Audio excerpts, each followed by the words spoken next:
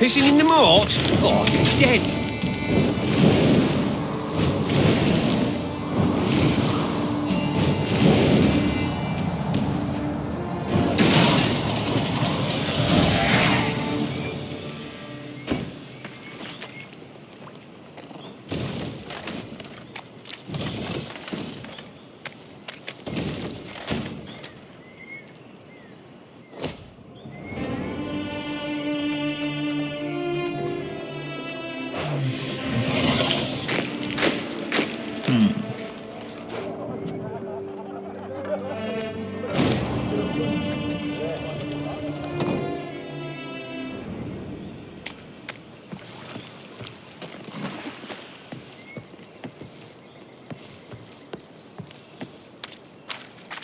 Meve stood waiting while her scouts cut through the tangled branches and roots that had overgrown the trail through the swamp. Suddenly, a soldier doubled over and began to retch blood. The same symptoms soon afflicted others in her ranks. A potent poison, was the medic's verdict. It seemed all those who'd fallen ill had shared a tent. One night, they'd chattered about an obelisk they'd destroyed and the group of incensed peasants who'd cursed them for it. Fearing for their lives, the footman had gone to a local herbalist. She'd brewed them a potion to ward off black magic. Alas, the concoction had proved poisonous, while the herbalist had vanished without a trace. Happily, Isbel concocted an antidote in time to deliver the soldiers from a certain and agonizing death. The mage explained their misfortune had not issued from a dark, corrupt force, but from simple human wickedness. Her calming voice and gentle smile lifted the soldiers' spirits. Trusting in her care, they soon wholly forgot the so-called curse.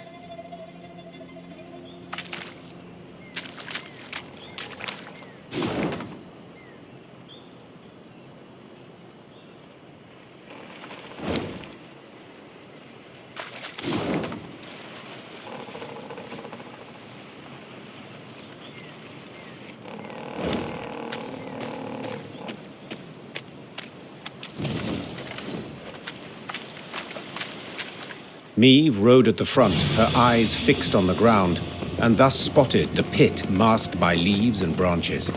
She tugged hard on her reins and steered her mount to the side. Alas, the cavalryman behind her did not follow her lead. Leaves rustled, boughs snapped, and the horseman crashed to the pit's bottom, snapping his neck. Moments later, it was clear who'd set the trap, when the forest came alive and a cry rang out.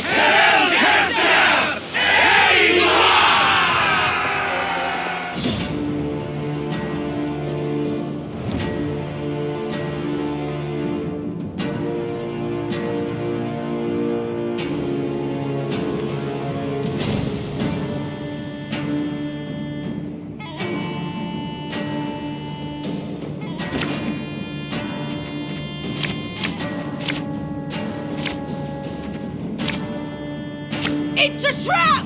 Rally to me! Your life is mine now!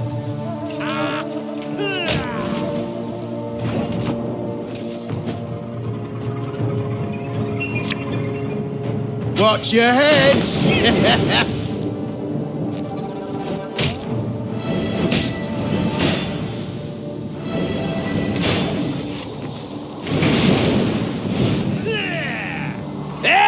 Gloire!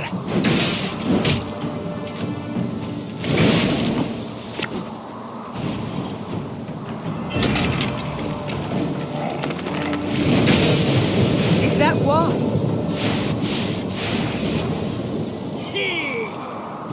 Wise choice.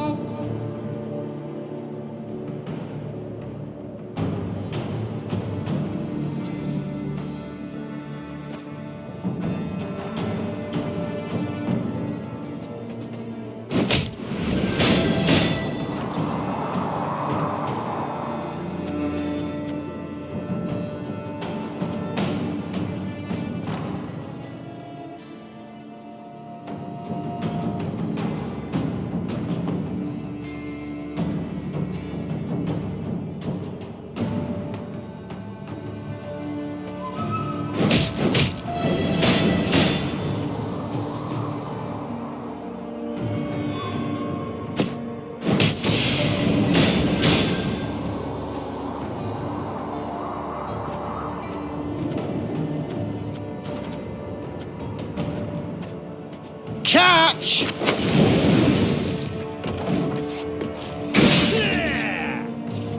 To thee, need gloire!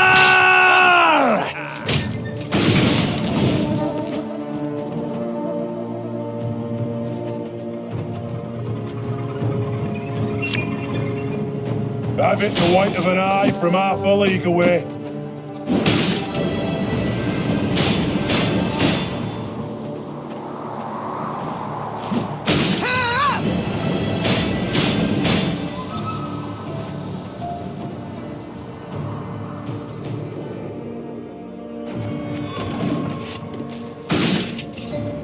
Order!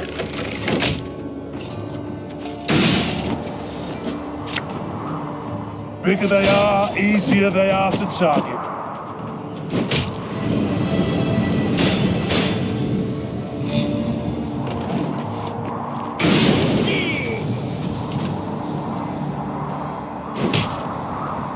Elherzer!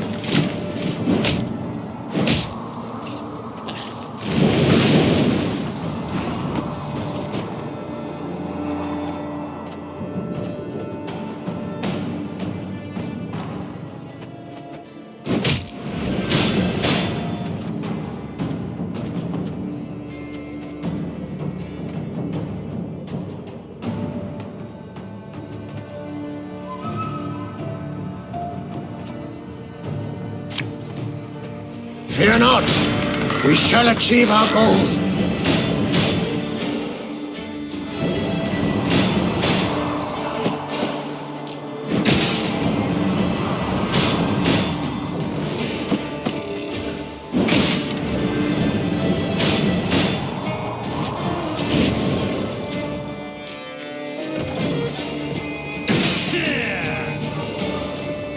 Alba!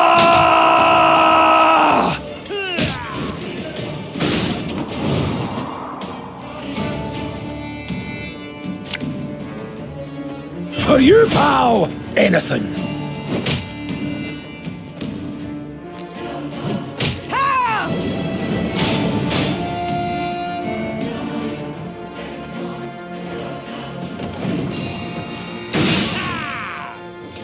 Egreto dum anime est, des est.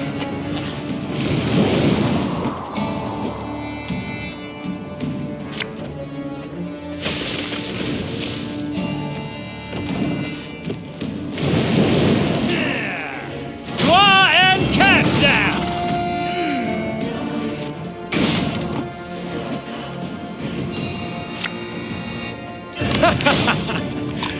Wait, you're serious?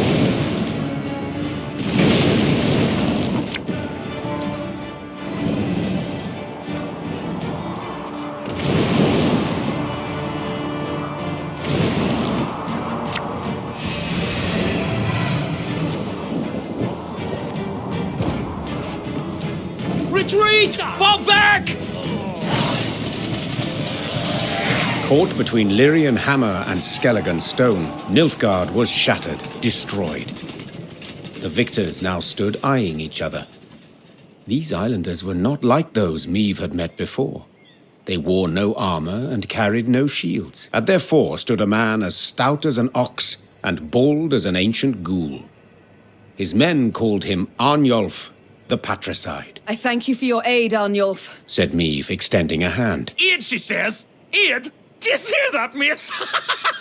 The Skelligers exchanged glances, then erupted in roaring laughter. Not here to help yous, not at all. We're after killing. Join me and you shall have your fill. Join nuisance? Just who the hell are you? Meve, Queen of Rivia and Lyria. Meve. Arnulf said, his tone sobering. I know the name. Lippy Goodman called ye bold, praised your courage to the high heaven. So be it. We'll follow ye into fire, wench. Just let us taste of blood. Grant us a death worthy of heroes. Meve couldn't help but smile, then nodded to accept.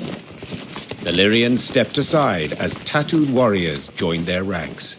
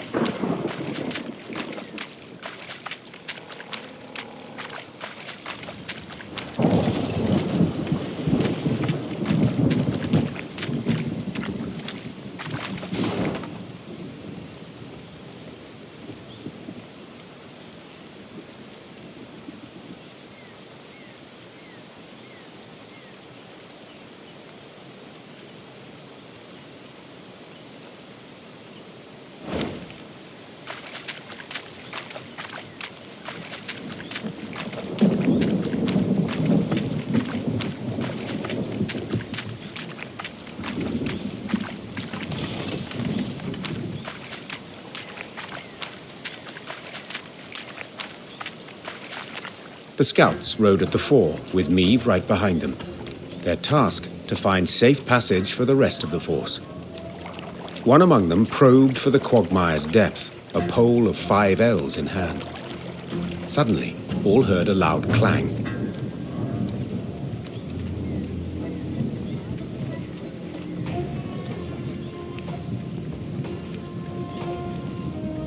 The scouts dismounted, then heaved a bronze statue from the mire.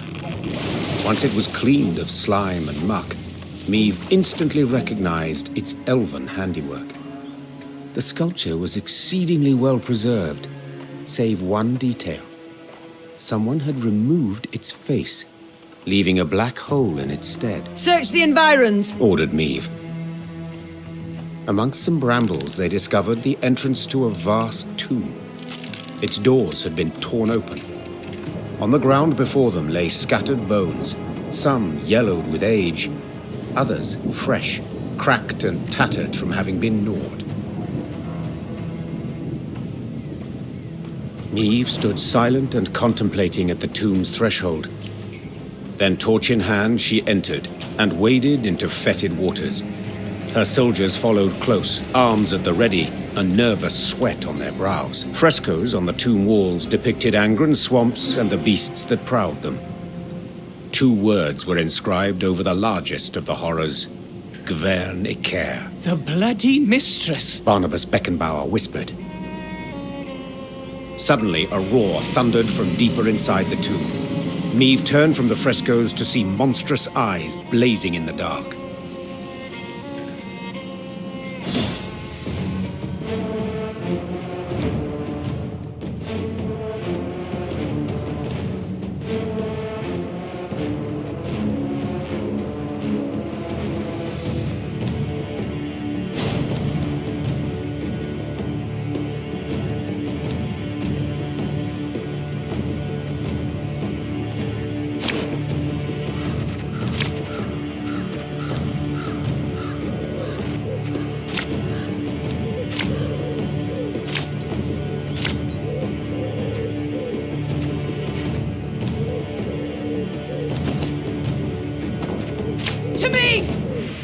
die this day!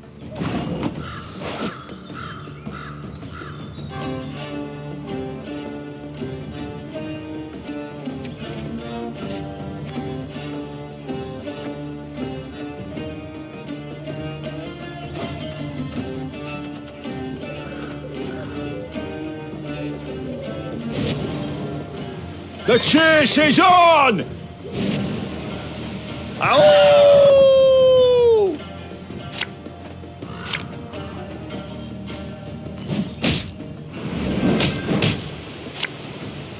This could hurt.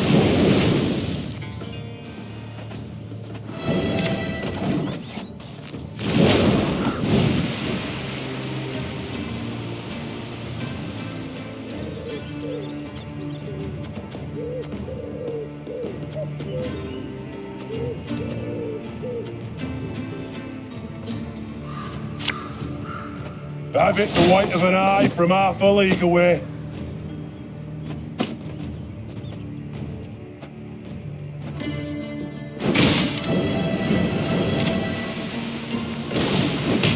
It's so dark and wet. Why is it everywhere we go is dark and wet? Bigger they are, easier they are to target.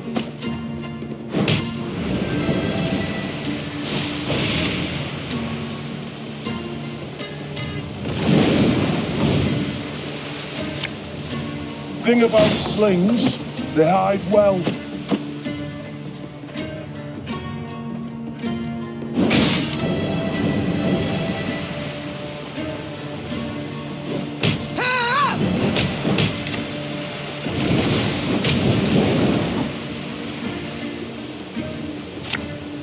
Company, forward march!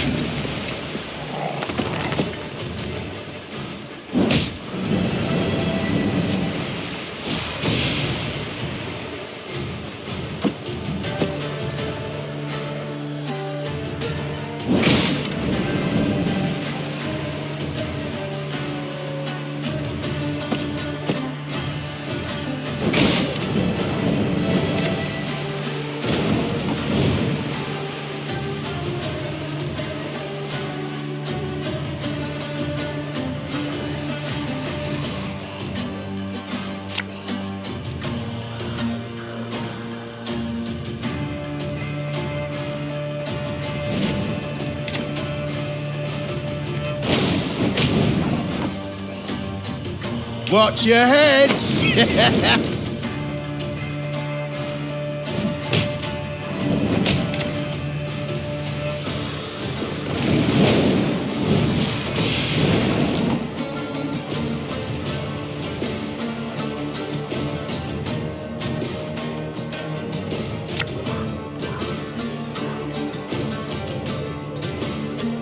Coin never stinks, no matter how rank the pouch.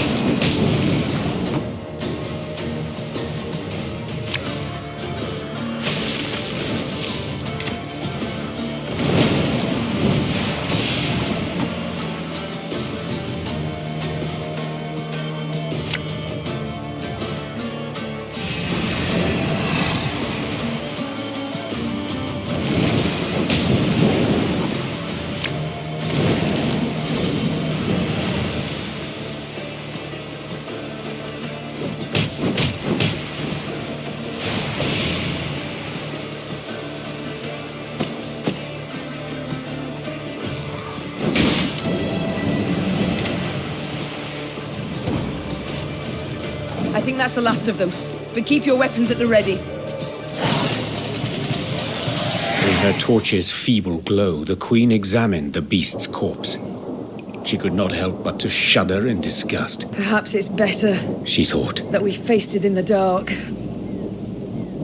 At the corridor's end, they found a closed door. Before any could draw near, it opened with a crash. Beyond lay a circular room.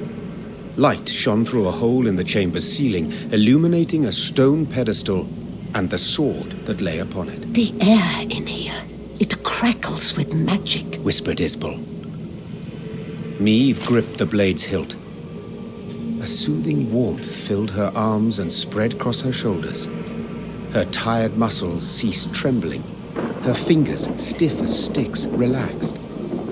She brandished her prize, the air hissing as the blade sliced through it. She then nodded approvingly. The reward had been worth the risk.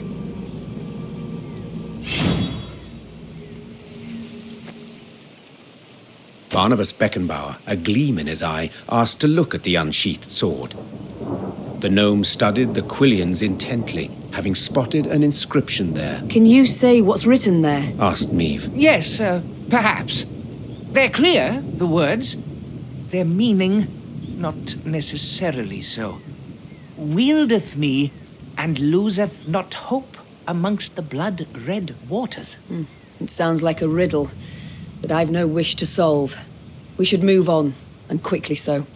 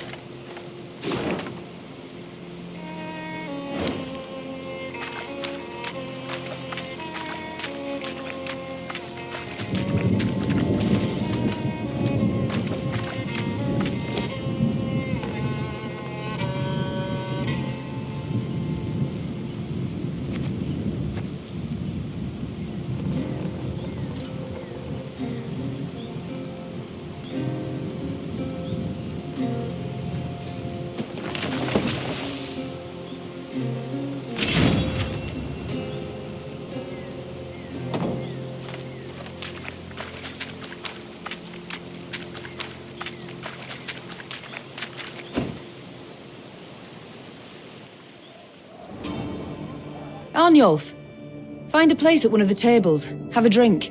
Meet my men. Think there's been a failure to communicate, lass? I didn't join your army to meet men, but to meet death. A good, honourable death. Quicker you lead me to that, the better. I wish not to pry, but why do you long for death? For only death can cleanse me of shame. You must have heard what they call me. Arnulf the Patricide. A moniker I earned. Oh, I did. To die by one's child's hand. A terrible fate. And it shall be mine as well if I lose this war. But did you earn it? This fate? What? Not always have I been just with Willem. I dismissed him, neglected him, but... Neglected? Listen, lass. My da, he beat me till my skin turned blue and I chucked red bile. He'd drink and beat. My brother, Ulf, da clobbered him to death. My ma, she took her own life. Never met this son of yours. But I know yous a bit now, and I can say this. No kin of yours needs slaying. I can't help but wonder, what does it signify? The tattoo on your head? Ain't a tattoo. Carved these runes with a knife. The method makes little difference. What do they mean? Aim here. Message for enemy archers. Alas, don't seem they can read it. At least not from a distance. And when they get close, it's already too late for them. So long, Arnulf.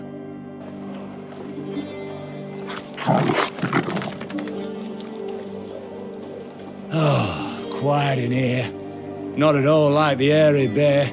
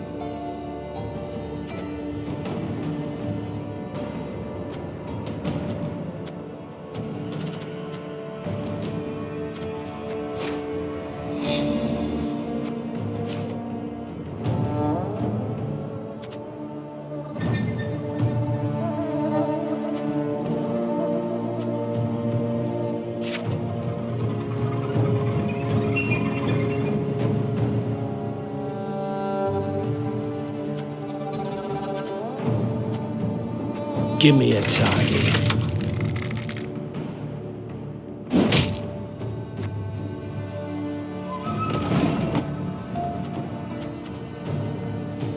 Arbalist to your command.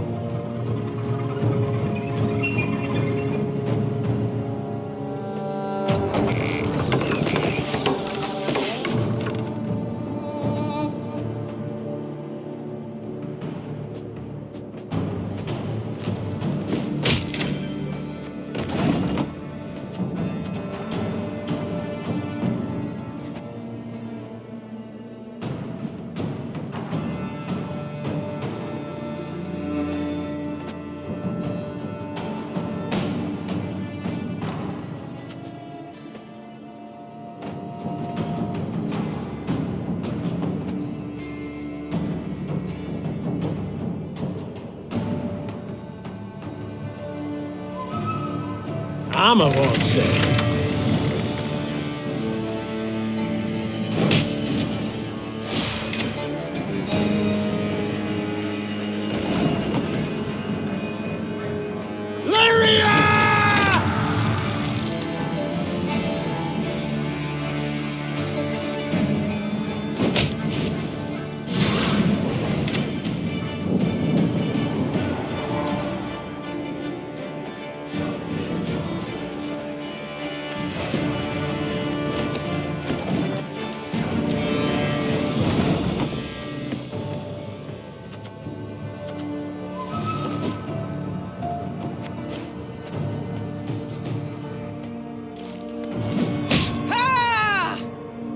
Arbalist to your command. Armor won't save him.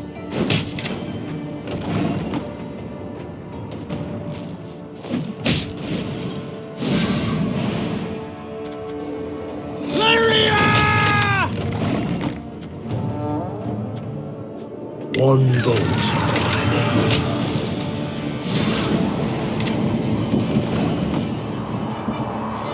Give me a target.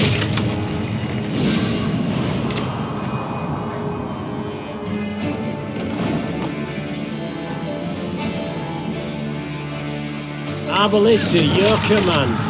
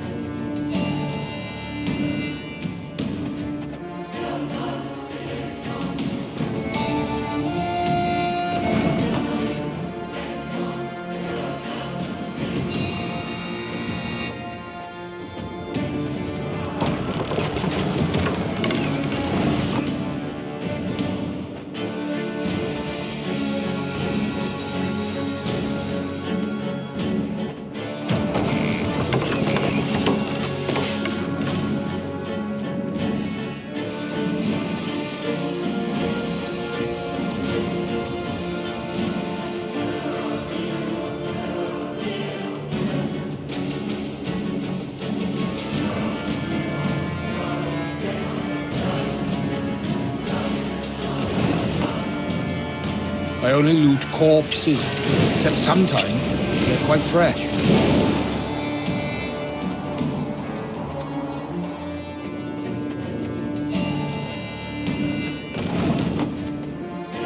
Armor won't save him.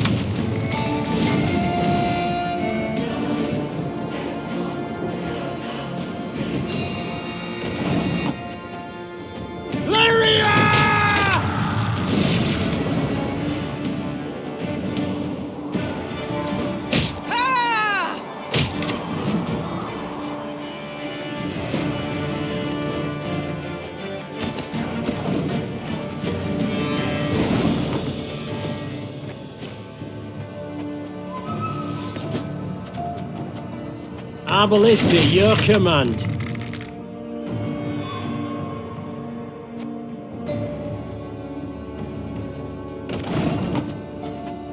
Armor won't save him.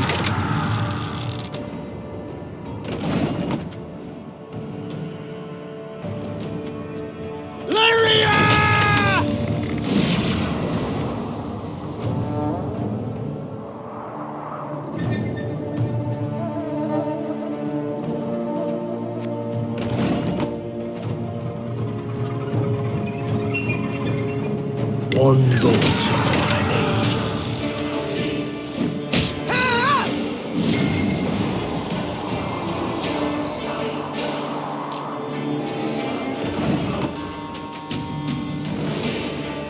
need. Give me a target.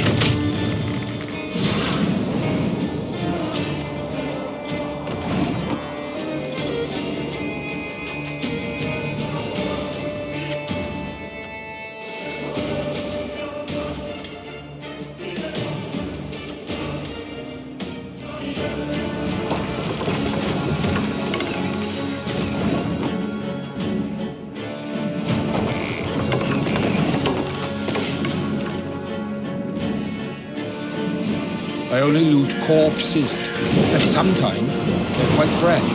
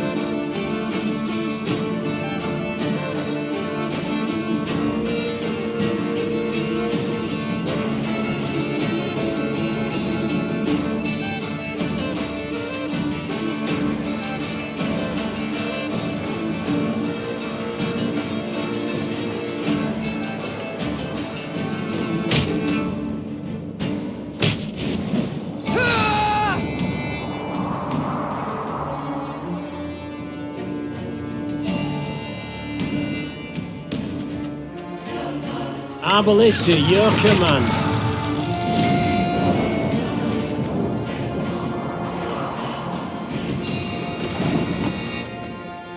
Armor won't save.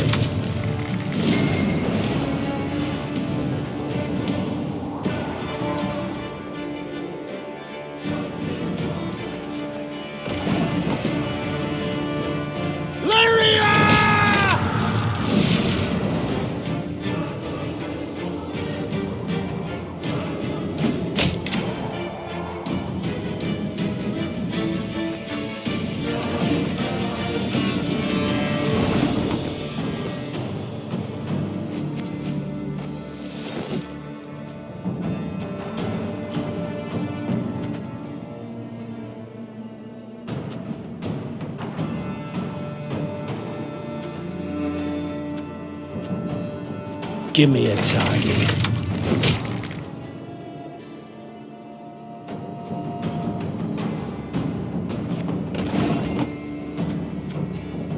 Our ballista, your command.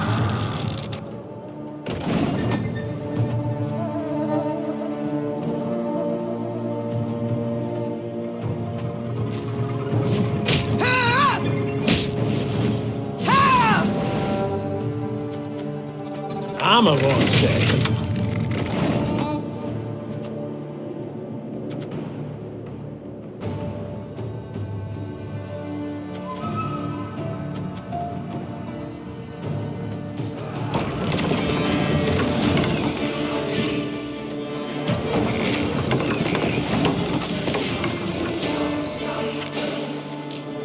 Oh, be ashamed to let this beauty go waste.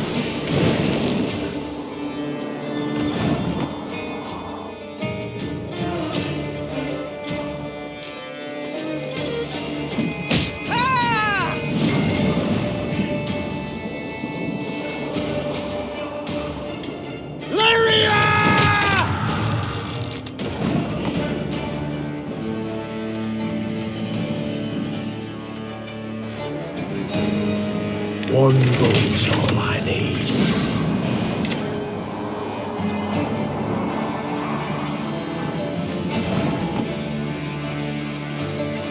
Give me a target.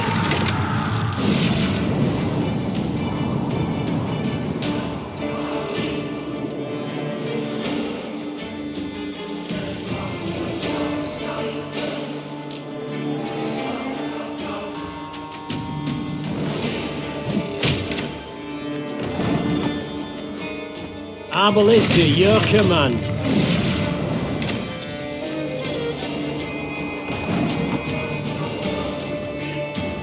Armor won't save.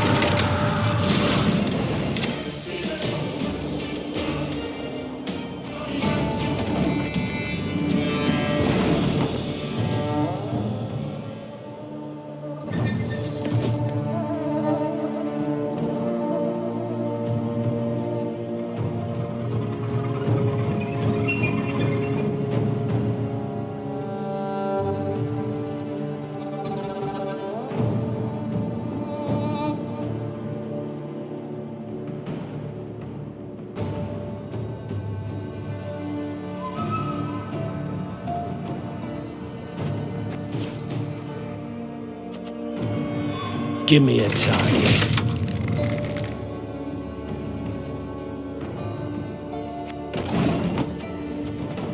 Our ballista, your command. Armor won't save.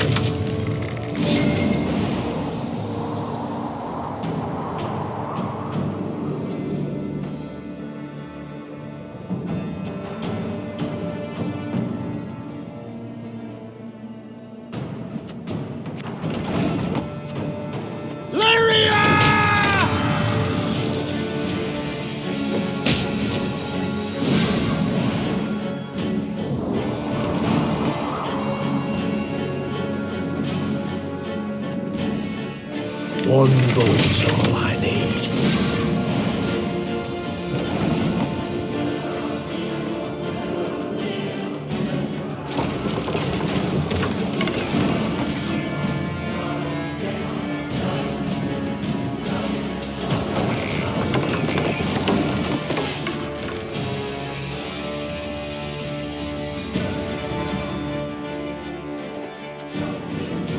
I only loot corpses, except sometimes they're quite fresh.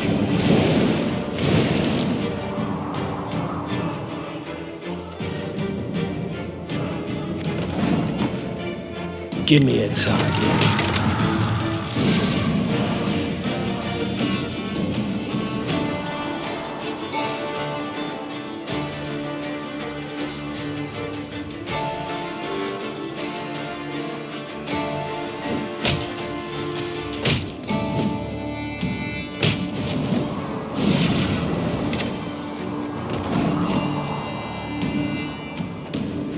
Arbalist to your command.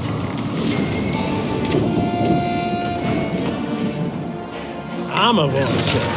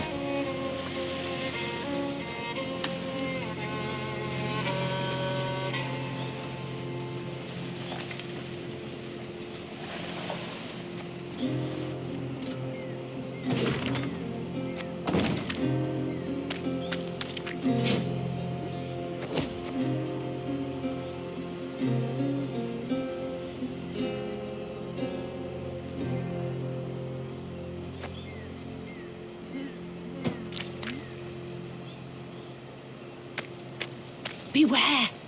The bloody mistress despises those who kill her servants. Ugh, we're only winter here. Swamp'd freeze over. Kill the skeeters dead. Milady, you've a tick behind your ear. Looks he's about to burst. Milady.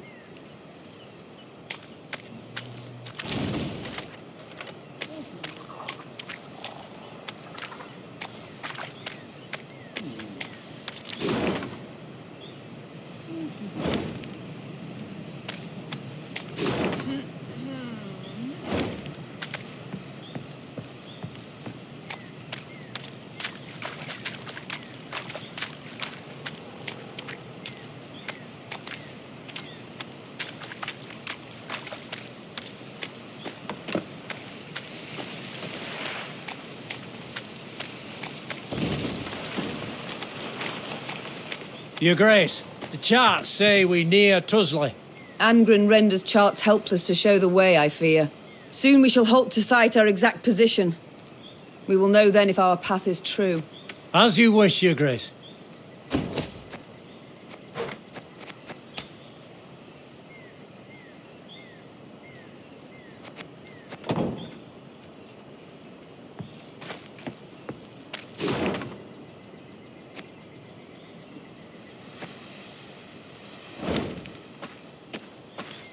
Sensing a limp in her mount's gait, Meve ordered the column to halt. There was a thorn in her mare's hoof, burrowing deeper with every step. The horse whinnied and pulled her leg away, but Meve knew how to calm her. She stroked the mare's cheek, whispered slow words in her ear. She then extracted the thorn without difficulty. I'm sorry to interrupt, Said the druid from behind Meve's back. yet this is where our paths diverge. We've a modest gift to thank you for the road shared, and for your aid at the obelisk to the marsh gods. Meve wished to respond, but the druids had turned toward the woods, their satchels slung over their shoulders. The queen waited till they were out of sight to open the bundle. Their gift was by no means modest.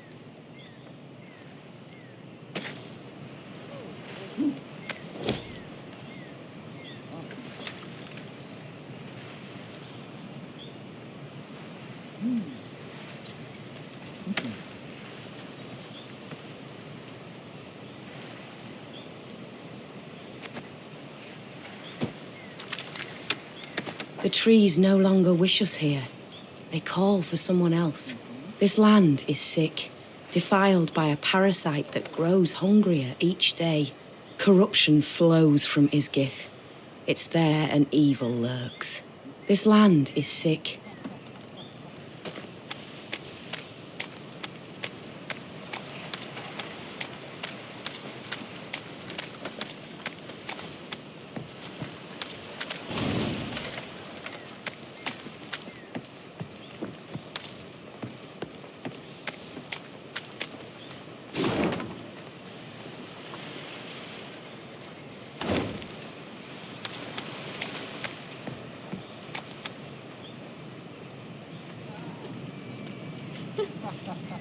Oh, lads, I don't fancy twigs, but you're ever good for pokes, and I'm arse over tits. Meve and the horseman beside her exchanged a perplexed glance. They'd heard the song clearly, both its tune and its verse. Whoever had hollered it had to be close, and given their diction, rather well oiled.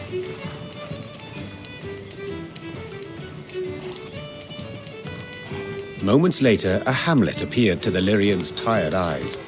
A great bonfire blazed at its center. Around it danced peasants, barefoot, giggling, hooting, joyful and carefree. One by one, they noticed the queen.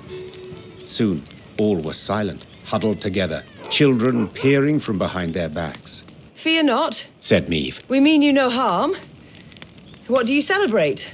A lad's grooming? Nuptials? Nay, my lady. Hell yes. The gods have been kind. Filled us nets and snares with game. Come time we thank them. Yes. You've things to be thankful for. We do, my lady. And we's poor folk. So a queen. Well, you must as well. Your Majesty, stay tonight, feast with us. There'll be music and plenty of rum by the fire.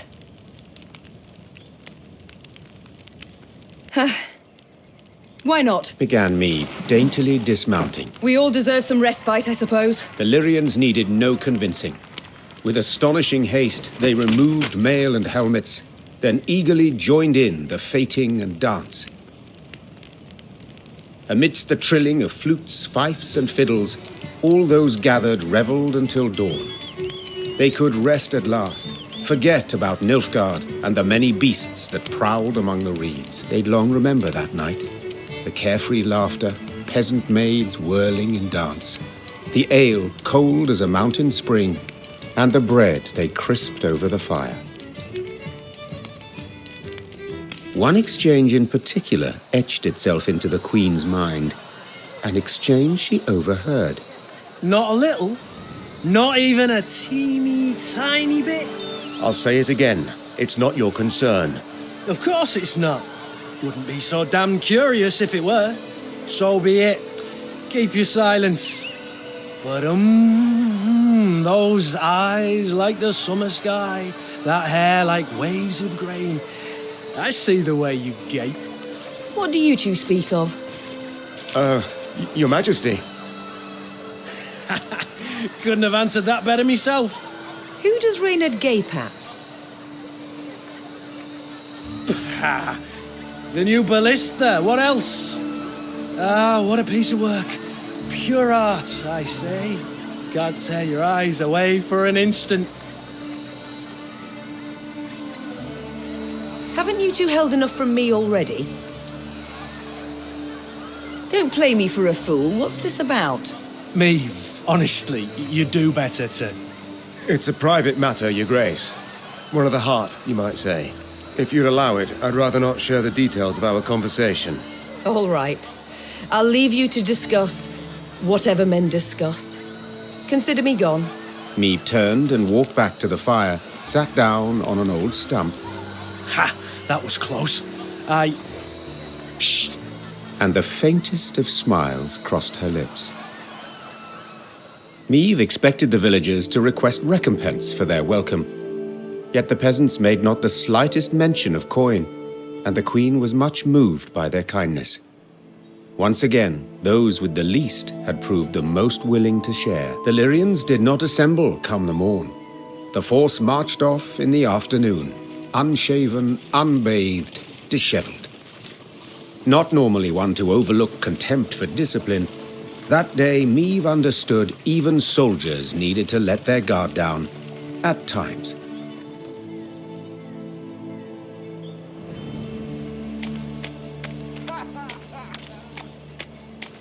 Ugly bad, play us more your prose. Sing again, we'll dance a bit, and then we'll fix your nose. Ugly bad. Admire, admire, ample harvest yield, for our mistress all need be kneeled. Round my garden appeared an eager leech, and I offered a drink, Admire.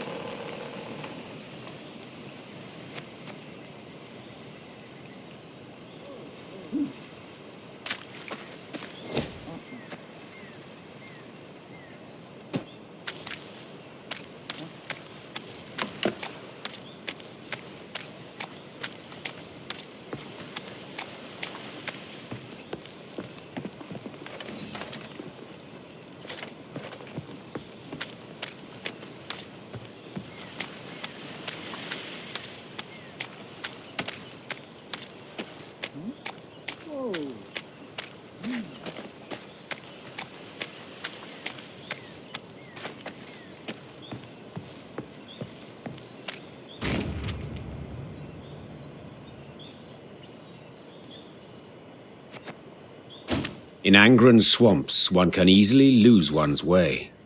Thick fog fills the air, paths end without warning, dense thickets obscure the distance. The sole way to determine one's position is to climb a tree and peer out over the canopy. This duty fell to Meave's scouts, while the force halted below. During one such delay, Meave caught the words she'd longed to hear. Majesty! Tuzla Castle! Its tower! I see it! To her soldiers' astonishment, Meave cast off her gauntlets and started up the nearest trunk. She longed to see the castle for herself, but then she would know sweet vengeance was at hand. The climb proved tricky, as the trunk was slippery and the branches, run through with rot, were frail. Yet Meave showed herself to be skillful and spry. As a child, she had loved to scale trees, much to her governess' dismay. Meave looked out to see a mighty stone tower outlined against the horizon. Legend holds Tuzla Castle was to have had 3 such bastions. Yet King Ragbard, the fort's benefactor, had forsaken the effort when yet another stone transport simply sank into Angren's boggy roads. It was a moment of respite for Meave, a moment of quiet joy. She breathed and tasted air free of the bog stench. She took in silence undisturbed by the hum of mosquito swarms. And she relished her prospects. The coming battle against Caldwell. The soldiers stood exhausted and filthy, many with raspy coughs, all sick of the meager gruel. But with the command to advance, a new strength sparked within them. Their step was lively, a fire burned in their eyes, each hoping to spill Caldwell's entrails, then dash them upon the fort walls. Yet as they drew near the stronghold, perched atop a stone isle, their verve dwindled, enthusiasm waned. They had taken fortresses with thicker walls, taller towers, and manned by more men. Yet they'd never seen nor laid siege to a fort standing on land so ill-suited. To rush the bulwarks through waist-deep mud. Was this even possible? Prove I was no fool to keep you at my side, said Meave, turning to Gascon and Reynard. A slaughter I must avoid. How will I do it? Your Grace, began Reynard. Set our machines to sling boulders. At the west wall, it's weakest. 'Tis our best chance at a breach. Our men will need cover, added Gascon. Reeds we must harvest and burn. Smoke will cloak us, conceal us from the castle's defenders. Good, agreed the Queen. Now get to work. Amidst billowing blue smoke, Lyrian footmen rushed through the breach wrought by Reynard's catapults. Though she had yet to forgive her companions, Meave had to admit they'd given her sound advice.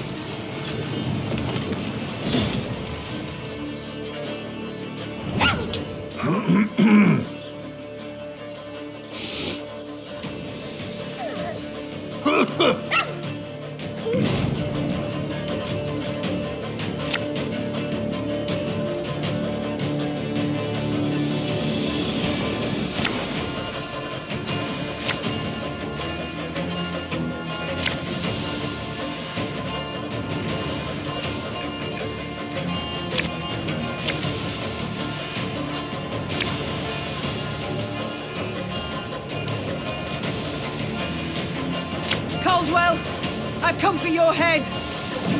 I knew you'd come. Your lofty pride presages another dramatic fall. Wise choice.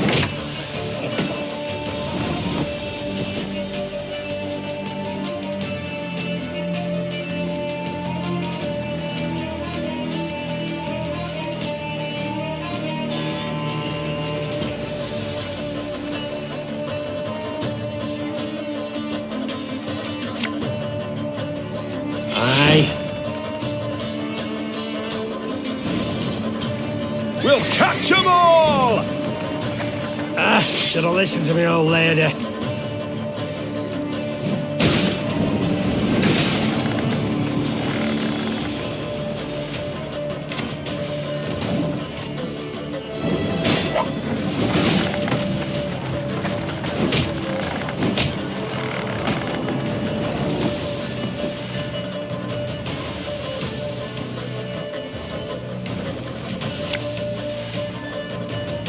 Death is only the beginning!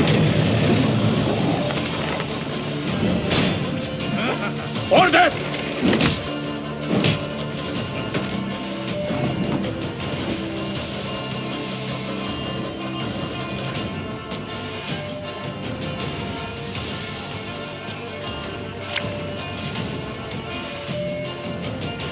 This eyes will be reaping black-clad heads.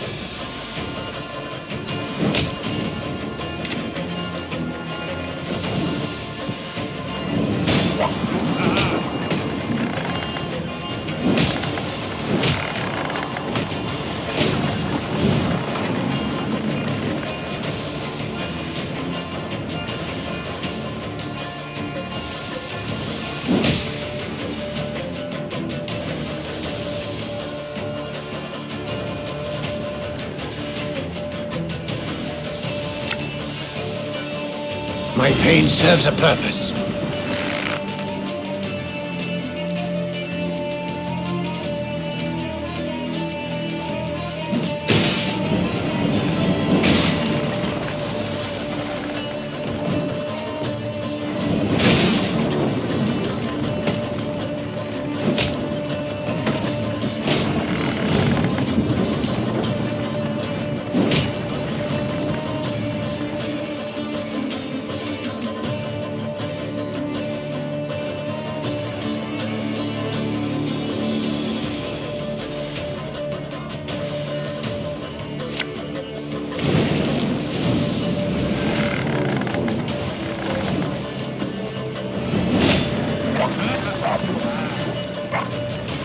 Your life is mine now.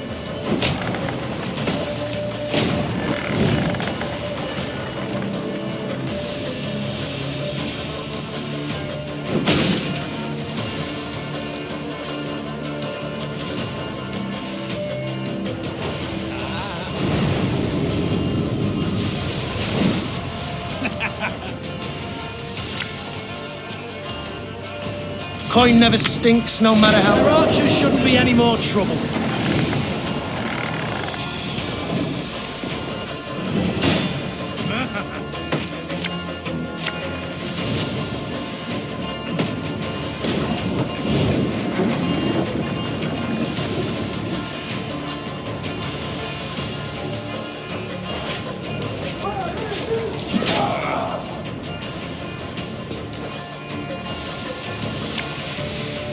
Her Majesty knows what she's doing.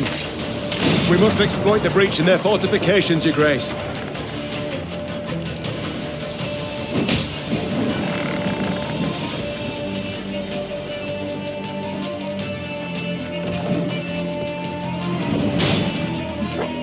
In retreat!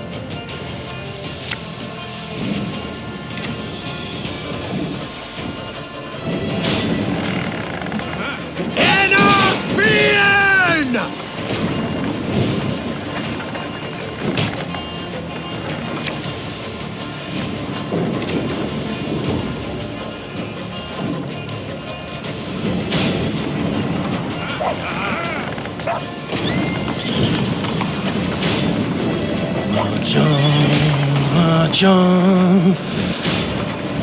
For the Queen! God save the Queen!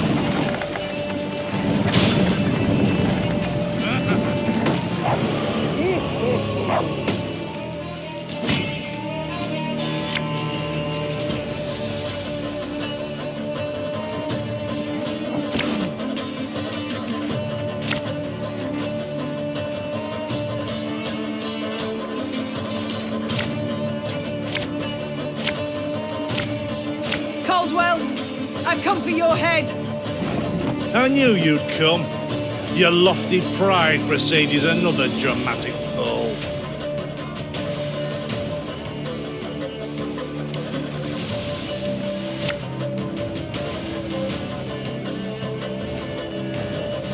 Coin never stinks, no matter how rank. Their archers shouldn't be any more trouble.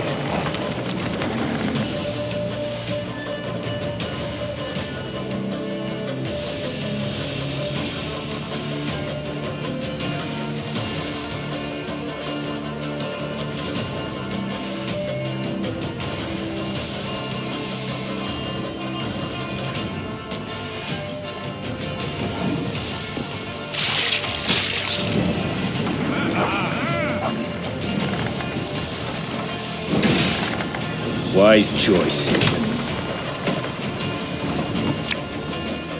You mad? Don't shake that!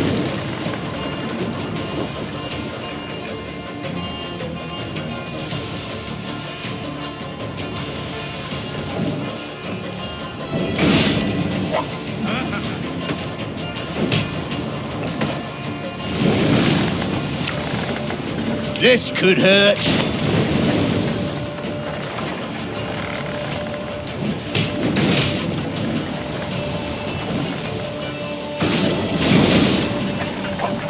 Order!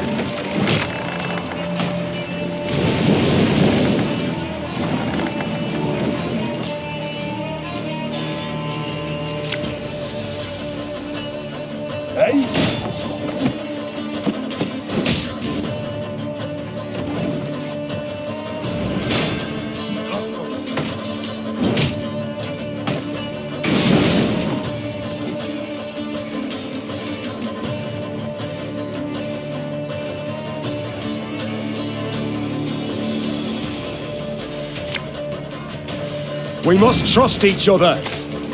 We must exploit the breach in their fortifications, Your Grace.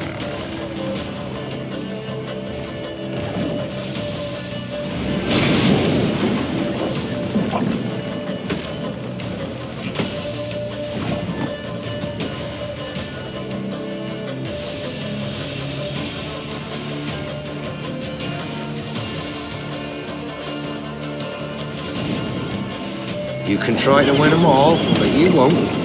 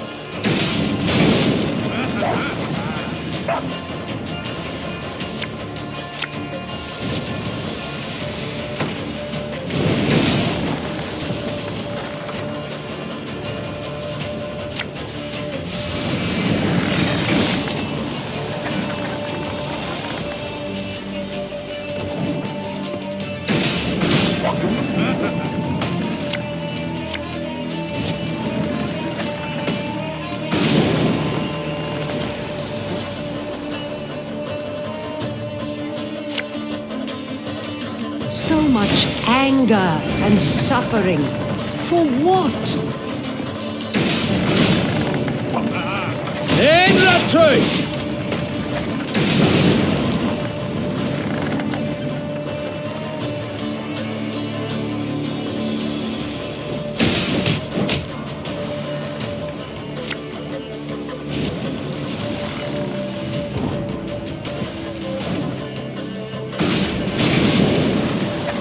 Life is mine now. Head of fiend!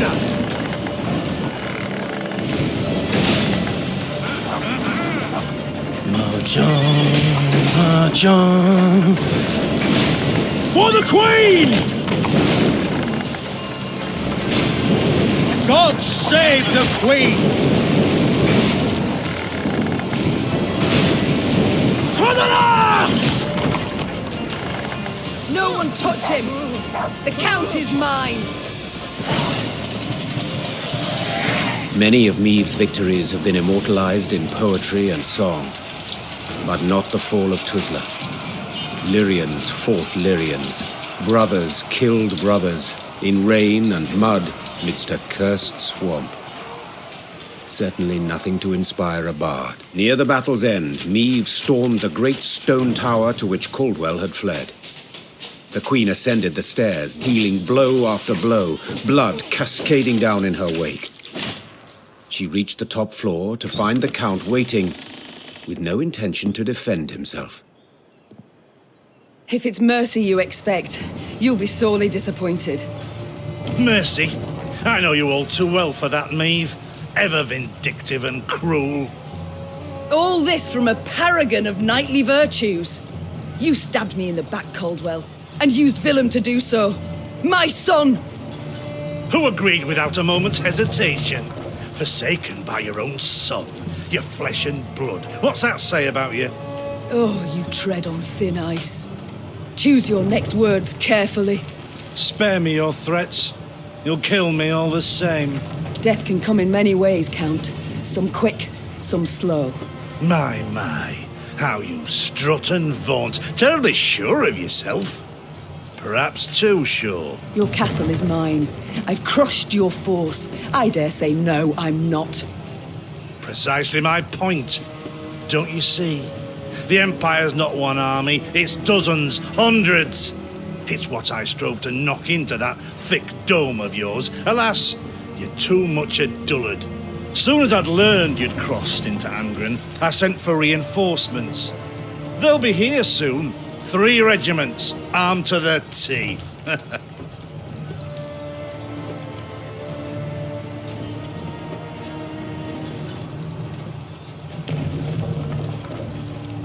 Nilfgaardians seem ever to have the upper hand, yet I find the means to defeat them. Not this time, Maeve. Nilfgaard comes in numbers. 10 Imperial footmen to each and every one of yours. You'll not win, nor can you flee. Do you know why? Enlighten me. I dare you. But one bridge leads to Tuzla. As it happens, I ordered it raised as you laid siege. The swamps around the castle are too deep to cross. Try to rebuild the bridge, the Imperial troops will arrive before you can finish. Your men they'll slay as you watch, and then they'll wring your neck. I wouldn't be so pleased were I you. You won't live to see this outcome. I know that, but I take heart in the truth. Though the castle you've seized and will likely kill me, I've won. Outsmarted you, Maeve. Twice now. And you know what? 'Twasn't even that hard. With those words, with his arrogance and contempt, Caldwell had gone too far. The Queen gripped his shoulders, pushed. Caldwell stumbled backwards, then tripped out the window. A blood-chilling shriek filled the courtyard, then broke off abruptly. Now fool me thrice. Try. Maeve slapped the dust from her hands. The traitor had met a deserving end at last. Yet this was no time to revel in the Count's demise. If Caldwell had spoken the truth, the Queen and her army were in grave danger. Maeve's scouts quickly confirmed the traitor's claim. The bridge was indeed in flames, and Nilfgaardian regiments were advancing from the south. Now to confirm if there was truly no other route by which they could flee, the Queen ordered her men to ask the local peasants. One of their number, a stable hand who'd lived near Tuzla all his life, claimed a secret path led out the back of the stronghold. King Ragbard himself ordered it built. Had him drop great stones into its swamp, one after another, like beads on a string. Bitter water covers them, so you can't see nowt at start. Can make 'em out if you go proper slow, though. What is it? The stones, they lead to Isgith. And there, my lady, lurks an evil worse nor any black-clad army. What? A beast of some sort? Some say beast, others God. Guernicora, they call her. And you'll yet see, my lady. Isgith shines red wi' her blood. A silly tale to frighten children, Meave thought at first. Then paused. For something about the man's voice made his every word believable. None too encouraging, yet preferable to certain death. Tell me, from Isgith, will we reach the banks of the Yaruga, near Red Lobington perchance? Aye, your majesty. You need but head north. And pray all along the way. Soon, Meave stood where the stable hand had said she should, at the edge of a vast marsh. Carefully, she dipped a foot into the broth and probed for solid ground. Sure enough, she found stone. One cautious step, then another. Meave slowly strode off towards Isgith.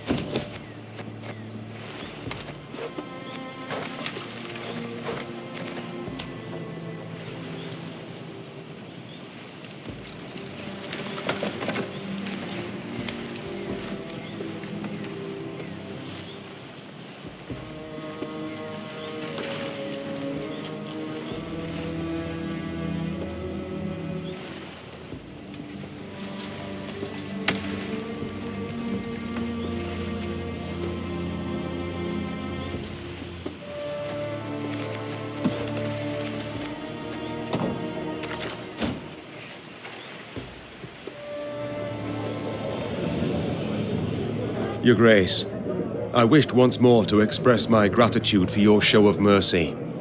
I showed mercy, true, but felt much more. Anger, pain, now resentment. You hurt me, Reynard, wounded me to the bloody core. I don't know what else to say on the matter, so let's not speak of it. As you wish, Your Grace. It's time I attended to other matters. Meave, I must say it again, I'm sorry. And I thank you for forgiving me.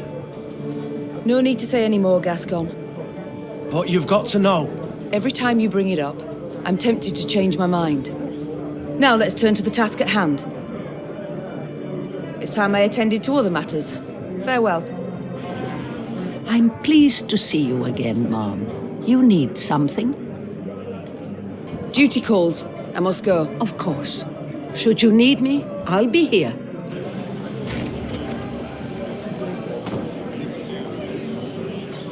Always good to see the Queen. How can I help you?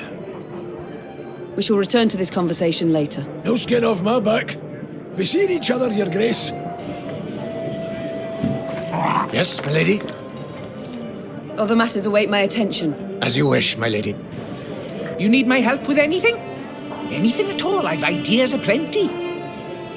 Time I attended to other matters. Ah, yes, you're still here. Off you go then.